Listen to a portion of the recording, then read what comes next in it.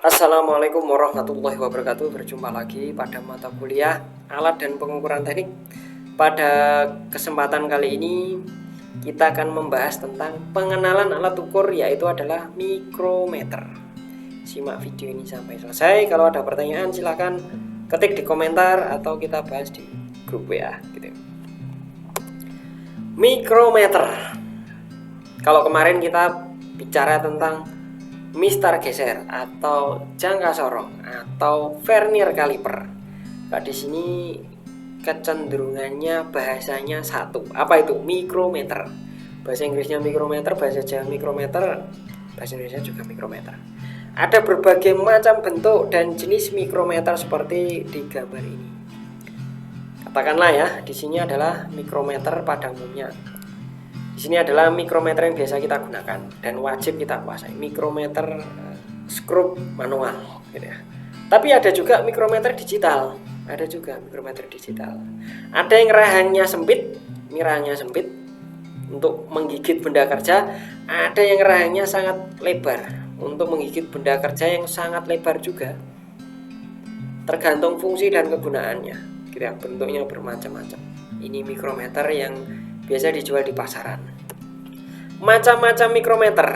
Mikrometer itu masih dibagi lagi jenisnya, yang mana tiap jenis itu bentuknya beda. Yang pertama, mikrometer luar. Nah, kecenderungan gambar yang lalu itu, gambar yang ini, itu kecenderungannya dia mikrometer luar. Kenapa disebut mikrometer luar? Karena biasa digunakan untuk mengukur diameter bagian luar suatu benda, gitu ya. Pakai mikrometer luar atau outside mikrometer. Kalau mau mengukur diameter bagian dalam, kalau jangka sorong kan masih bisa pakai satu jenis. Tapi kalau mikrometer nggak bisa, harus ganti tipe mikrometer. Jadi jangka sorong itu bisa buat mengukur kedalaman, bisa buat mengukur diameter luar dan diameter dalam. Satu alat untuk bisa mengukur 3 fungsi. Tapi kalau mikrometer satu-satu. Jadi kalau mengukur diameter bagian dalam sebuah pipa, pakailah mikrometer dalam atau inside mikrometer. Nah, yang terakhir adalah mikrometer kedalaman. Jadi untuk mengukur kedalaman sendiri itu ganti mikrometer, ganti tipe mikrometer. Nah, kalau jangka sorong kan 3 in 1 ya, 3 tujuan jadi satu alat. Anda mau mengukur 3 macam, cukup satu alat aja. Tapi kalau mikrometer mengukur diameter luar ya ada mikrometer khusus, mikrometer dalam yang pakai mikrometer khusus. Terakhir mikrometer kedalaman untuk mengukur kedalaman suatu benda atau deep mikrometer. Jadi ada 3 gitu ya. Ya, memang kekurangan mikrometer ini gitu. Tapi nanti ada kelebihan mikrometer, nanti saya sebutkan. Jadi bentuk mikrometer secara umum dan yang wajib kita kuasai itu adalah sebagai berikut. Yang pertama, jelas ada rahang bagian atas dan rahang bagian bawah. Seperti kalau kita punya jangka sorong. Rahang bagian atas disebut dengan anvil. Oke. Rahang bagian atas ini tetap seperti rahang atas gigi kita. Itu kan tetap ya. Yang gerak-gerak coba lihat. Saya ngomong ini yang gerak-gerak yang mana? Rahang bagian bawah ya. Rahang bagian atas saya ini sebenarnya tetap ngikut tulang tengkorak saya ini tetap gitu ya. Yang gerak-gerak yang bawah.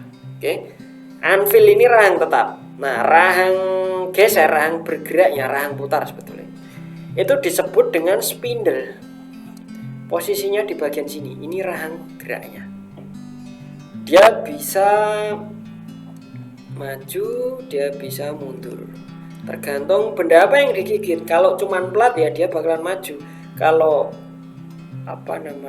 potongan suatu benda balok gitu dia akan mundur gitu ya. Tergantung dari ketebalan benda. Selanjutnya dia ada yang namanya lock clamp. Jadi klem pengunci. Di jangka sorong ada namanya screw. Screw untuk ngancing itu ada. Di jangka sorong screw ya. Nah, di bagian sini ya, itu ada yang disebut dengan outer sleeve. Nah, di sini ada skalanya. Ini skala, ada skalanya. Skala utama. katakanlah skala utama lah kalau di jangka sorong gitu ya. Nah, skala gesernya kalau di Mister Geser kan skala geser. Ini skala putarnya ada pada timbel, menyatu dengan timbel. Nah, ini ada garis. Nah, ini nanti ini yang kita putar. Ya, ini yang kita putar. Nah, ini sebenarnya kan dia bisa berputar gini. Ke arah sini gitu ya. Dia bisa kita putar. Kalau kita putar ke arah ya, seperti saya gambarkan di sini, dia akan bergerak maju. Timbel 1 unit ini dia akan bergerak maju, tapi skala utamanya kan tetap. Dia akan maju nutupi beberapa garis di depannya itu. Baru nanti menunjukkan hasil pengukuran.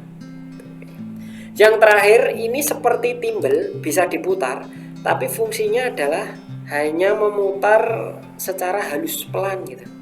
Muter tapi pelan gitu, untuk lebih mempresisikan lagi. Kalau sudah mendekati benda kerja, katakanlah di sini dia menggigit suatu benda gitu ya.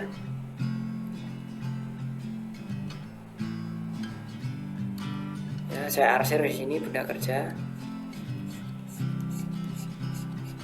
Nah, dia mau mendekati benda kerja, mau mentok sini.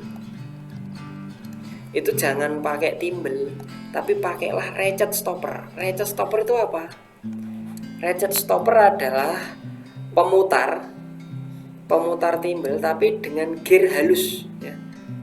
Gear yang paling halus. Mau mendekati benda kerja lagi kasih ratchet stopper sampai mentok, klik. Ada bunyinya 2 atau 3 kali bunyi klik baru berhenti, kemudian lock clamp. Kita kunci ke depan. Kunci dia. Ini penjelasan mikrometer secara gambar. Nah, saya punya mikrometer secara asli seperti cuplikan video berikut ini. Oke, kali ini saya akan menyebutkan bagian-bagian daripada mikrometer ya.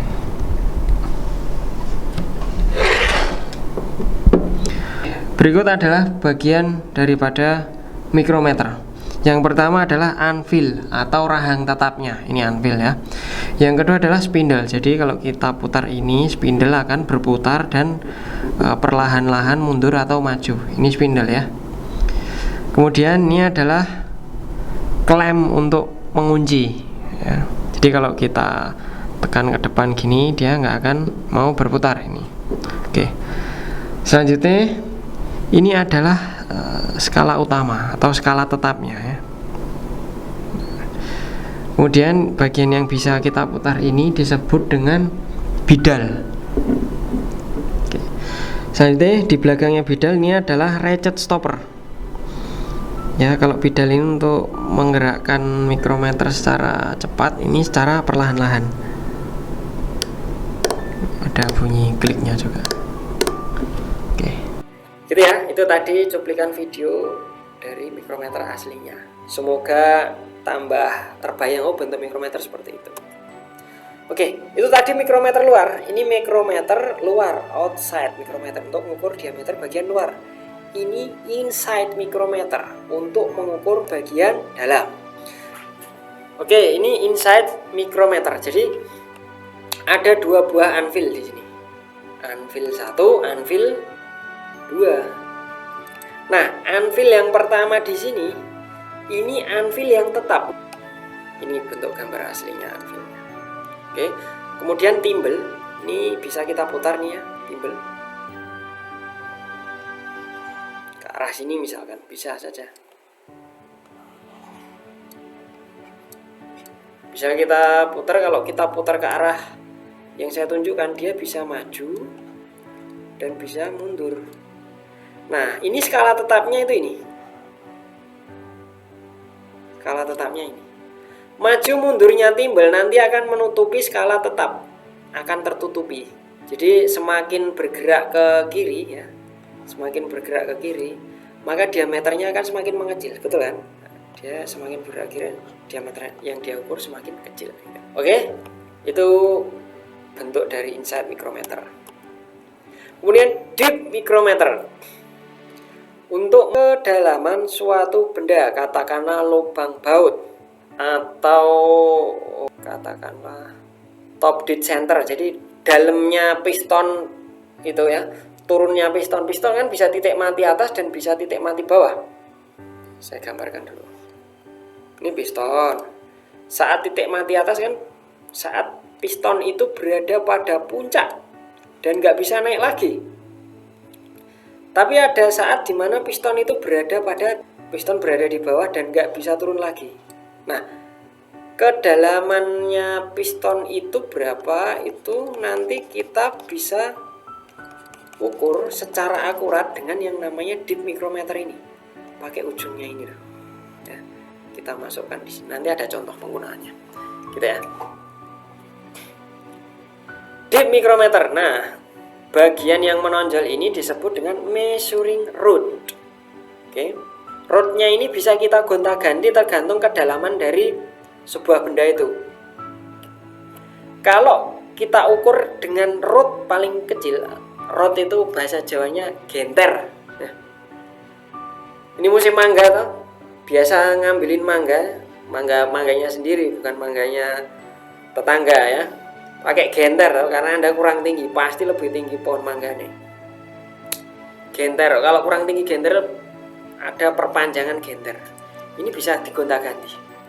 Anda pakai genter atau measuring rod yang paling kecil, tapi sudah diperlebar ya ukurannya, sudah mentok. Ceritanya sudah mentok nih.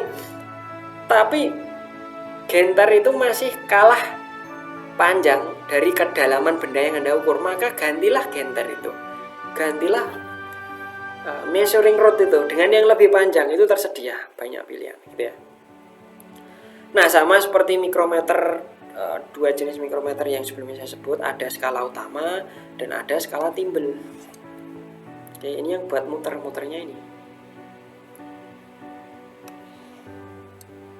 Oke. Kalau nyabut gimana, Pak? Nyabut genter ini, measuring rod ini ya. Ini ada. Kalau Anda mau ganti, remove for replacing measuring rod of various lengths. Jadi Anda buka ini, terus ini nanti bisa dilepas. Ini nanti bisa dilepas keluar. Nah, ini nanti bisa keluar tapi lewat jalan sini, belum jatuh gitu loh ya.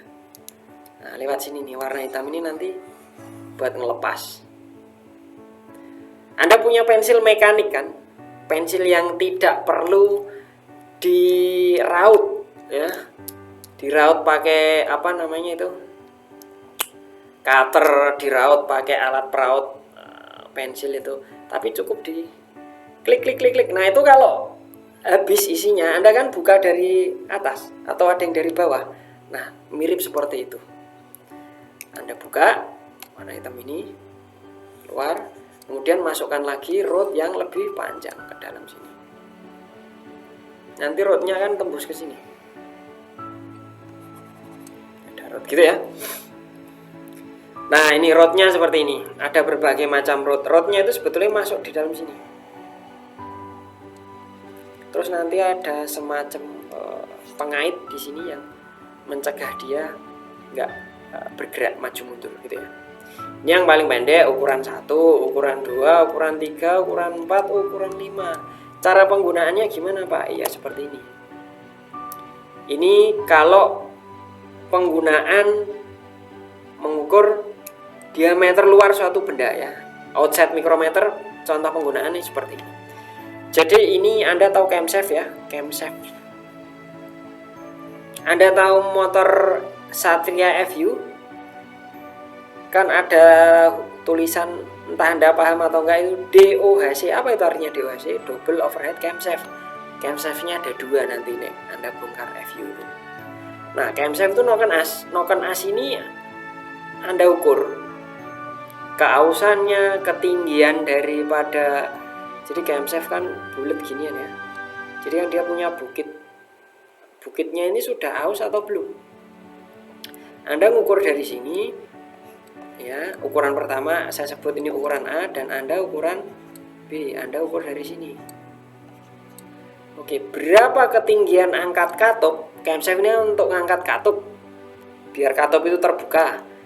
Tinggi angkat katup ini adalah panjang B dikurangi A. Tuh. Itu ketinggian bukaan katup. Nah, kalau ngukur camshaft ini sudah aus atau belum pada jurnalnya. Jadi ini yang berbukit ini namanya cam, noken as. Ya. Tapi ada juga jurnal. Jurnal itu bulat lempeng kayak gini loh ya. Lempeng A, B. Oke. Anda ukur keausannya, udah aus belum? Oke, contoh penggunaan itu pada camshaft. Contoh penggunaan pada crankshaft. Tadi itu camshaft, noken as. Sekarang crankshaft. Crankshaft itu apa? Crankshaft itu bandul gitu. Poros engkol. Ya. Poros engkol yang tempatnya stang seker berpijak itu ada crankshaft. Cara mengukur crankshaft itu Anda mau lihat bahwa crankshaft ini masih bagus apa enggak. Itu nanti kita kalau di motor bensin praktek ya, cabut 2 buah baut ini tepatnya ada di bawah mesin. Cabut ini buat, terus warna hijau ini tempat dudukan metal duduk ini Anda cabut, kemudian Anda ukur. Ngukurnya itu sebenarnya nggak tepat di tengahnya ini. Kenapa nggak tepat di tengah? Kalau di tengah sudah pasti dia tidak aus. Kenapa? Yang tengah itu adalah jalur minyak pelumas di tengah itu ya.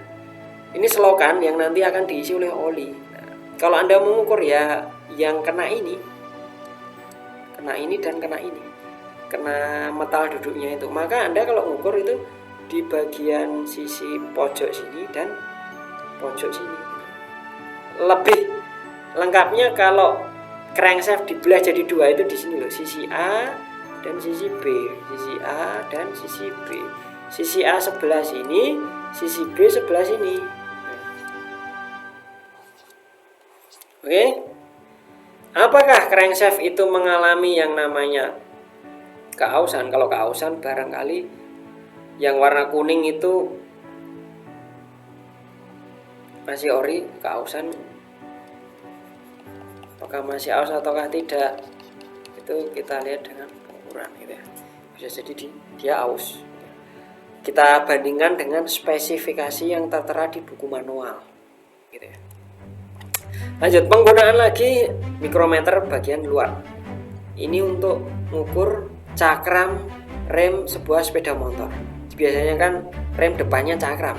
Nah, itu harus Anda wajib mengukurnya pakai mikrometer. Pakai jangka sorong pun bisa, Pak. Siapa bilang ya bisa, cuman pengukuran Anda dipastikan meragukan atau tidak valid. Anda lihat, warna kuning ini kan disc brake kan ya, cakram yang nanti akan digigit oleh yang namanya kampas rem. Betulan ya?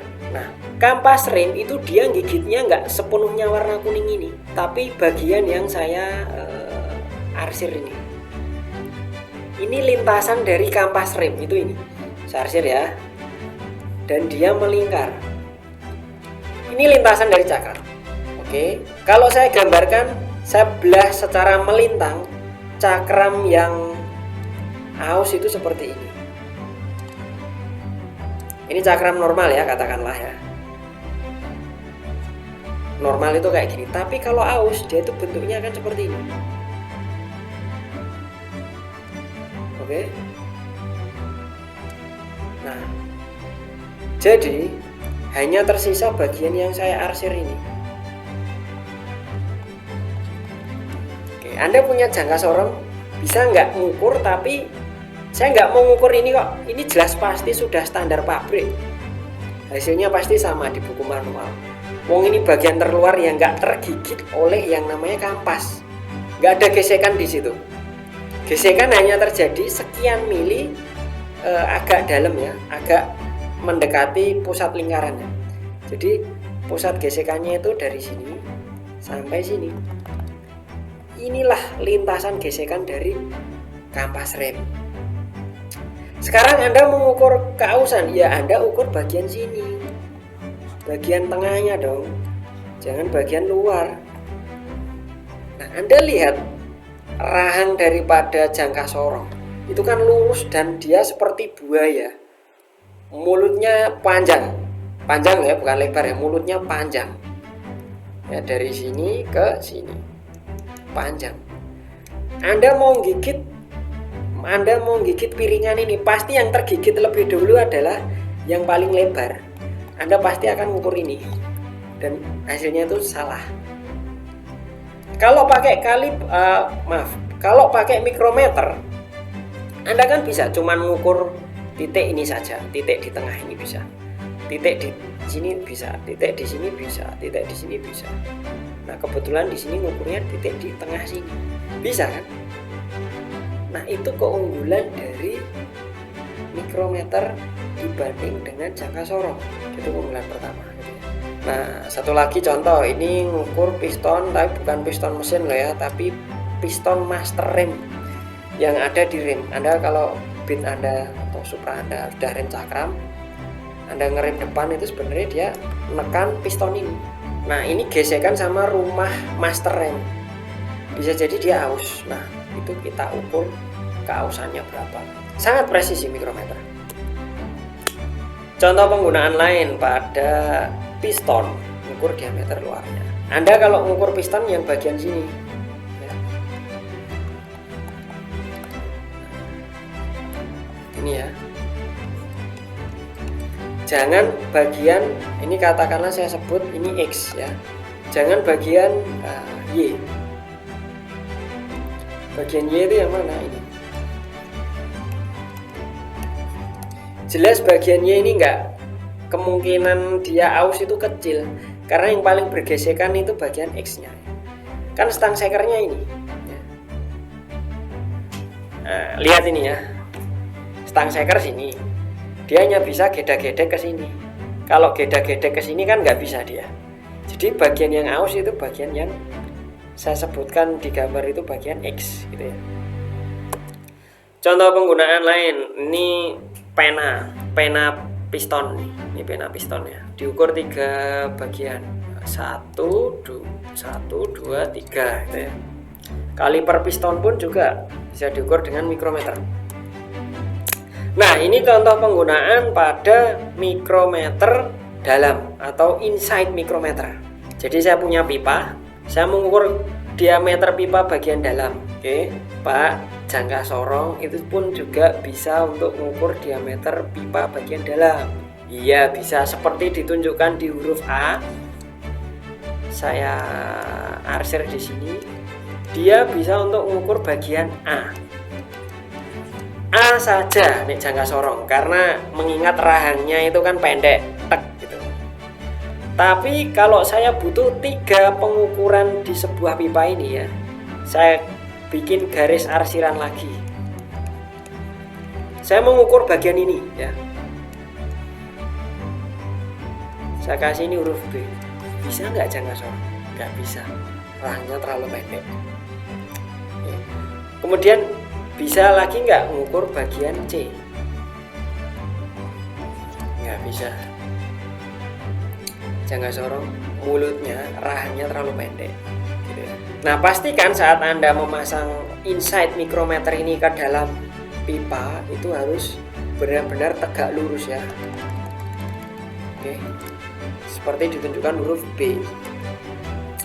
Nah, ini adalah contoh penggunaan dari mikrometer kedalaman atau deep mikrometer. Jadi bagian ini ya,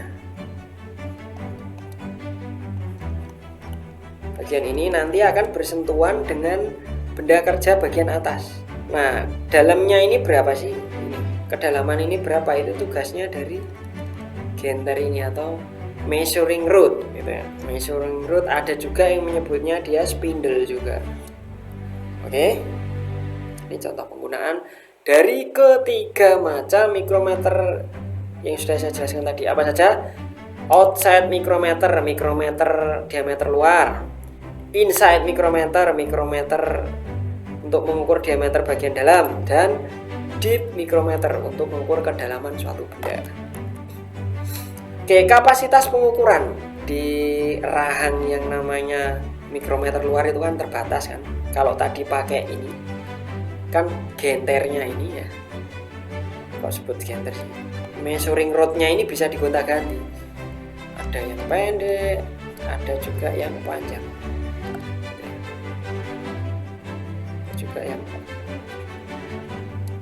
ini bisa digonta-ganti sesuai dengan kedalaman benda.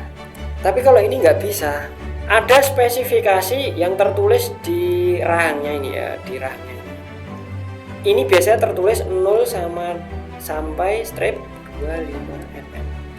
Ini artinya apa?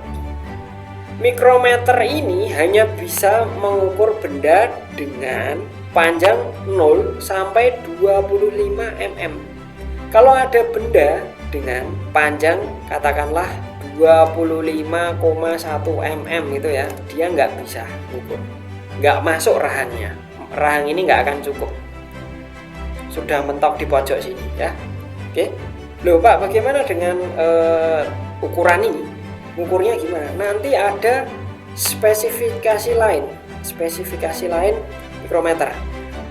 Nanti tertulis di angka sini ya, tertulis di sini itu biasanya 25 sampai 50 mm. Oke, jadi ukuran 25,1 mm lebih 0,1 mm diukur dengan mikrometer lain selain ini dengan ukuran 25 sampai 50 mm gitu ya. Nah, kalau ada ukuran benda ukurannya 50,1 mm gimana? Nggak bisa, Anda ganti lagi dengan bisa kotakin. Memang khusus bisa ngukur ya, minimal kurang dari itu nggak bisa, minimal 50 mm sampai dengan 75 mm gitu ya. Begitu selanjutnya. Makanya mikrometer itu ada berbagai macam ukuran, dari yang kecil, besar, sedang, banyak sekali ukurannya. Biasanya spesifikasinya itu tertulis di sini, berapa sampai berapa. Lanjut. Prinsip kerja mikrometer ini prinsip kerja yang membuat mikrometer itu tingkat ketelitiannya lebih tinggi atau lebih teliti dibandingkan dengan jangka sorong atau mister geser, karena skema prinsip kerjanya ini. Kalau jangka sorong kita tahu hanya geser kan ya, nilainya nanti berubah. Tapi kalau mikrometer ini dia bisa berubah nilainya dengan cara kita memutar baut ini. Jadi baut ini kita putar ya. Nah, kalau baut ini kita putar, dia akan membuat ulir ini maju atau mundur gitu. Jadi sebetulnya mur pengikatnya ini dibikin paten, dia mati. Kita lihat di sini, dia ini dibikin mati di bodi daripada mikrometer itu. Mati dia. Yang bisa maju maupun mundur itu adalah bautnya saja. Nah, gerakan memutar ini satu putaran penuh. Jadi saya punya jam dinding nih ya. Saya punya jam dinding lah. Jam 12, ini jam 3, ini jam 6, ini jam 9. Oke. Dari pukul 12 saya putar sampai ketemu jam 12 lagi. Itu berapa derajat? 360 derajat. Itu kan banyak sekali putaran. Itu bisa dibagi-bagi sekian mm. Nah, dari jam 12 menuju ke jam 12 lagi itu adalah panjang dari jarak ulir ini. Satu putaran itu, satu kali putaran itu jarak dari panjang ulir ini. Nah, maka dari itu mikrometer itu punya tingkat kelitian dari 0,1, 0,01, 1/100 sampai 1/1000 mm. Bayangkan itu ya. Sangat teliti sekali kalau sudah 1/1000 mm. Jadi 1 mm itu kan kecil kan, Anda bagi 1000 bagian, Anda bisa bayangkan betapa kecilnya ukuran itu dan betapa presisinya alat ukur yang bisa mengukur sedetail itu gitu ya. Jadi semisal gini cara kerjanya, katakanlah tadi saya bilang saya punya jam 12 jam pada umumnya kan gini kan ya. Dari angka 12 jalan kan angka 3, 6, 9 balik lagi ke angka 12 itu adalah 360 derajat. atau 1 kali putaran itu ya, atau 1 kali putaran. Nah, 1 kali putaran di sini adalah dari angka 0 dia jalan 1 kali putaran, ya kan? Kembali lagi ke 0. Nilainya berapa? Itu nilainya adalah baut ini dia maju sebanyak 1 mm. Baut itu maju atau mundur sepanjang 1 mm. Oke. Kalau dari 0 ke 0 ini, Anda pause video ini, Anda pause, Anda hitung sendiri. 1, 2, 3, 4, 5, 6, 7, 8, 9, 10. Anda hitung sendiri, nanti garis ini akan ada 100. 10, 20, 30, 40, 50, 60, 70, 80, 90, 100. Total ada 100 garis. Ini artinya ya 1 mm, karena 1 putaran itu 360 derajat, 1 mm kan. 1 mm dibagi dengan 100 bagian yang sama. Oke, jadi 1 mm dibagi dengan 100 bagian itu berapa? Sama dengan 0,01 mm atau 1/100 mm. Satu garis ini segini ya. Satu garis ini dan satu garis yang lainnya. Oke, paham ya? Lanjut. Ini untuk mikrometer dengan tingkat ketelitian 0,01 mm atau 1/100 mm. Sekarang kita cari tahu berapakah tingkat ketelitian dari mikrometer ini, gitu ya. Kita lihat 1 putaran ya, dari 0 jalan ya, jalan melewati 1 lingkaran penuh ini sampai ke 0 lagi, itu 1 putaran kan 360 derajat.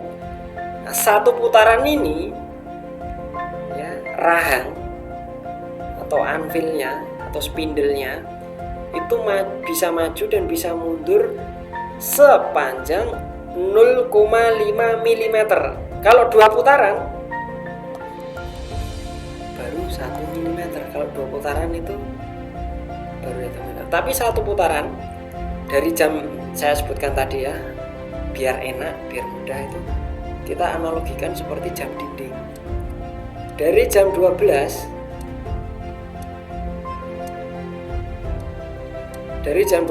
bergerak ke jam 12 lagi, itu 1 putaran. Oke. Itu 0,5 mm. Setengah mili lah gitu ya. Nah, sekarang 1 putaran ini berapa banyak garis? Ya, kita hitung sama-sama ya. 1, 2, 3, 4, 5. 10 garis, 15 garis, 20 garis, 25 garis, 30 garis, 35 garis, 40 garis, 45 garis, terus terakhir berapa? 50 garis. Nah, maka dari itu tingkat ketelitian daripada mikrometer ini adalah 0,5 mm dibagi dengan berapa? 50 bagian garis. Hasilnya 0,01 mm. Artinya 1 garis ini itu bernilai 0,01 mm atau 1/100 mm ya. Sama seperti ukuran sebelumnya. Ukuran sebelumnya juga 0,01 mm atau 1/100 mm. Nah, tergantung dari konstruksi daripada mikrometer tersebut gitu ya. Dilihat dari tingkat ketelitiannya, umumnya mikrometer itu ada 3 jenis ya yang biasa beredar di pasaran. Yang pertama, mikrometer dengan tingkat ketelitian 1/100 mm atau 0,01 mm. Kemudian, nah ini yang saya bilang paling presisi ini, sehingga jangka sorong pun itu jarang yang ukurannya seperti ini ya. Di mikrometer ada 1/1000 mm. Kalau di sini 1/100, Kalau di sini 1/1000 mm. Bayangkan 1 mili dibagi 1000 bagian, itu kan sangat detail dan sangat presisi sekali. Ada juga 1/1000 inci. Ini 1/1000, kalau ini inci, kalau ini mm. 1/1000 inci dibanding dengan 1/1000 mm jelas lebih kecil atau lebih presisi yang 1/1000 mm. Oke, mikrometer luar dengan tingkat ketelitian 0,01 mm atau 1/100 mm. Itu bentuknya seperti ini. Jadi di sini adalah penunjuk dengan tingkat ketelitiannya ya. Saya kasih singkatan TK. Kemudian ini adalah range-nya. Ya. Range-nya. Bisa mengukur benda dengan panjang 0 sampai 25 mm. Lebih dari itu nggak bisa, kurang dari itu nggak bisa ya.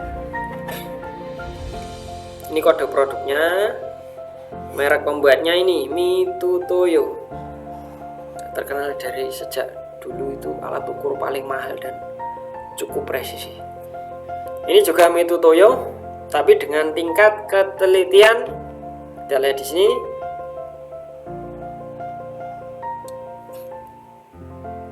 1/1000, nah, 1/1000 inci. Gitu ya. Oke. Bisa mengukur benda dari 0 sampai maksimal 1 inci range-nya. Ini tingkat ketelitiannya. Oke, sekarang cara membaca skala pengukuran. Oke. Jadi ada 2 skala. Kalau di jangka sorong itu ada skala utama dan skala geser atau skala vernier, SU dan SV. Kalau di mikrometer itu ada 2 skala juga. Kebetulan di sini cuma ada 2 skala. Ya, kalau di 1/1000 mm nanti ada 3 skala. Ya. Yang pertama skala utama atau outer sleeve, skala sleeve-nya. Ya. Yang kedua adalah skala putar, bukan skala geser loh ya, tapi skala putar atau skala timbel. Nih. Kalau di sini kita latihan membaca ya. Ini 0, awal mualanya startnya dari sini. Dari 0 ke 1 garis berikutnya, bagian atas loh ya, bagian atas, ingat.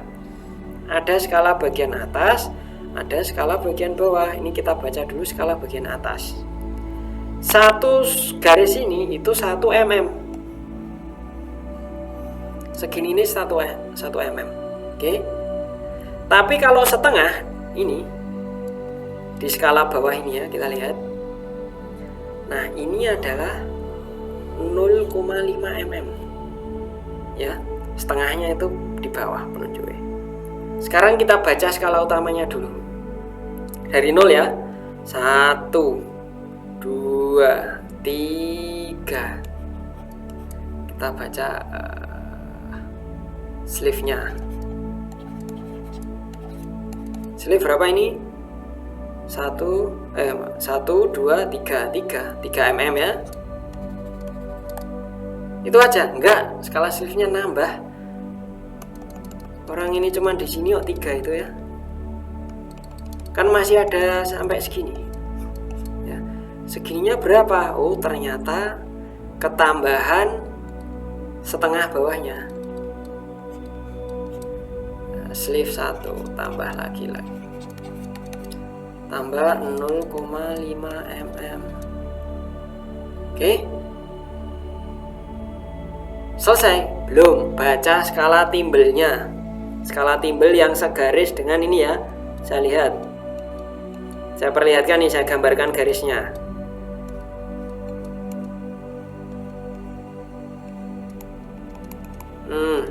Segaris. Yang segaris, garis mana? Oh, garis ini. Garis ini itu nilainya berapa? 0. Timbel ditambah skala timbel berapa nilainya? 0. Total mikrometer ini nilainya berapa? 3 ditambah setengah ditambah 0, 3,5 mm. Ini nilai totalnya ya. Oke, udah ya, cara membacanya gitu kalau mikrometer. Oke, cara pembacaannya skala sleeve. Ini saya sebut skala sleeve. Ini juga skala sleeve, tapi bagian bawah. Ini skala sleeve bagian atas, ini skala sleeve bagian bawah. Oke. Satu garis skala sleeve bagian atas itu adalah 1 mm.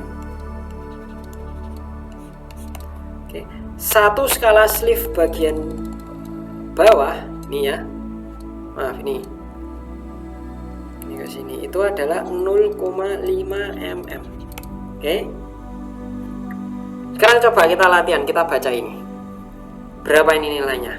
Kita baca dari atas dulu ya. Skala sleeve.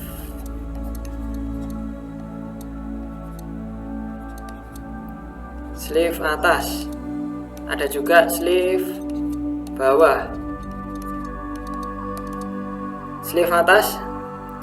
Kita hitung ya sama-sama. 1, 2, 3, 4, 5, 6 udah masuk belum ya?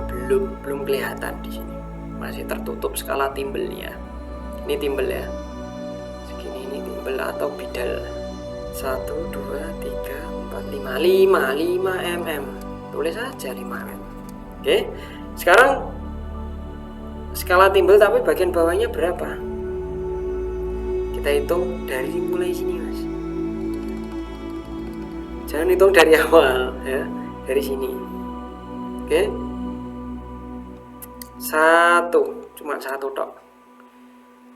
Ketambahan 0,5 mm. Oke. Sekarang kita baca juga skala timbelnya berapa? 45 ya, segaris dengan ini ya. Garis dasar pada lengan. Ini garis acuannya.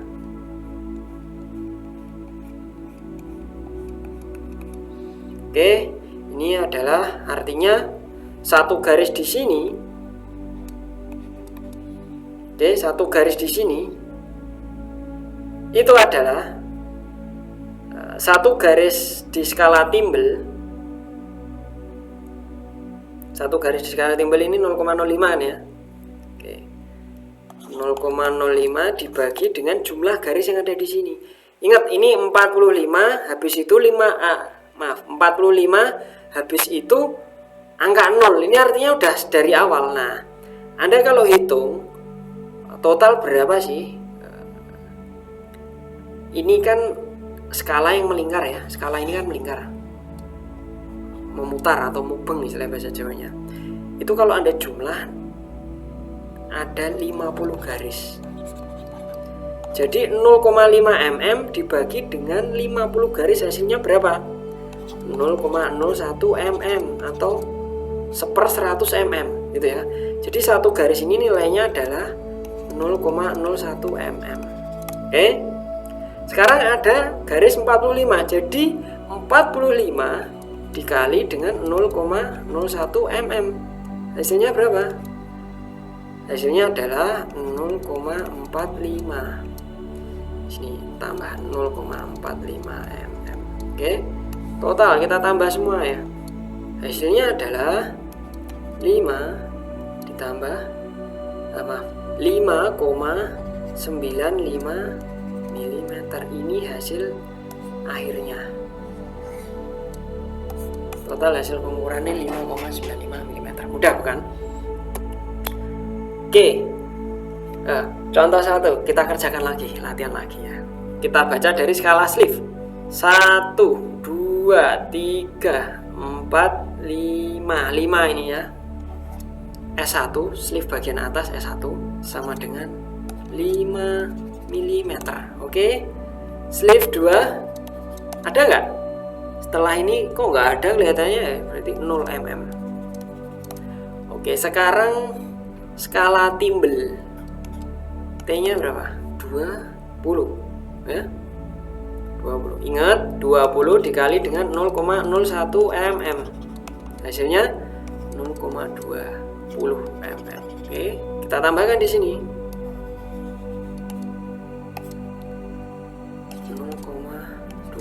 0 di belakang koma ini sebenarnya enggak ditulis, enggak masalah. Ditambah 5,2 mm. Oke, udah ya. Contoh 2 kita kerjakan sama-sama. Sleeve 1, sleeve atas maksudnya ya. Segini ini 1 mm ya. 1, 2, 3, 4, 5, 6 mm. Ditambah dengan S2-nya. S2-nya ada nggak? Coba kita lihat. Nggak ada di sini. Belum nampak. Di gambar ini belum nampak. Artinya 0 mm. Sekarang skala timbelnya berapa? Oke, ingat. Segaris dengan garis ini ya. Manakah garis yang segaris? Oke, ini 45 ya. 45 di sini, 40 di sini. Artinya kalau ini naik ke atas itu 46. 46 itu posisinya ada di sini. 46, 47, 48. Ada 3 garis di atas angka 45. Jadi ini 48 garis. 48 garis dikali dengan tingkat ketelitiannya tadi kan 0,01 mm ya. Jadi 0,48 mm. Tambah aja 0,48 mm. Ditambah 6,48 mm. Udah bukan? Soal nomor 3 Anda kerjakan sendiri. Oke. Soal nomor 4 Anda kerjakan sendiri. Kalau butuh waktu pause video ini ya. Oke, terima kasih. Berikut adalah materi yang bisa saya sampaikan.